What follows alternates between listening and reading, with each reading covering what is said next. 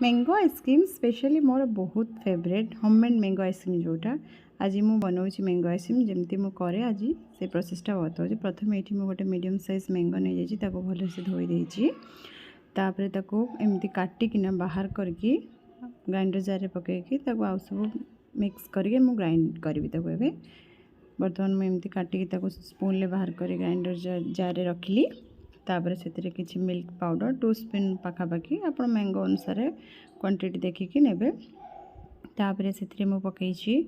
अल्प किसी चीनी तथापि मैंगो आजिकल का मैंगोटा बहुत एबेर टाइम खट्टा आसुची तो टी अधिक चीनी नहीं 4-5 चामच आपण टेस्ट अनुसार नेबे। तापर हाफ ग्लास मु मिल्क नहीं देखिए तार कंसिस्टेंसीटा केमिति रोची अल्प अल्प मिसेबे ग्राइंडिंग कर सारा पर देखिए जदि बेसी बळे आसुची एठी मुझे ग्राइंडिंग करनेली तापर देखंतु एमिता कंसिस्टेंसीटा आसी तो से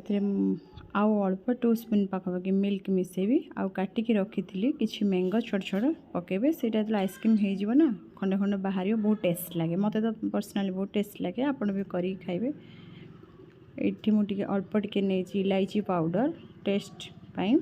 बास्ना फ्लेवर पाई तो ये मैंगोटा टिके बासुनी से मुझे ना आपण चॉइस किसी किसी मैंगो फ्लेवर भी पकाउछेंती जोड़ा आसूची कलर भी पकाउछन मुझे किसी भी नहीं सेगुड़ा सब टोटाली होममेड करछि। एठी मु देखली टिके भलिया लागुथला तो आउ टिके मु मिल्क मिसेइली सेतरा 1 स्पून पाखापाखि तापर एमिति मु गोटे आइसक्रीम फॉर्म मिलूँ मार्केट में बहुत सारा सेप्र एमती फर्मा मिलूँ मुझे जानी आप कौन कहती तो एमती आणिकी मुझे आइसक्रीम हाँपे सेट करदेली सबुथ भर्ती करदेली सब जाक जी मिक्स करी सब मैंगो सब ढालीदेली तापर ताकू टिके बाड़े देबे सेट होगापाई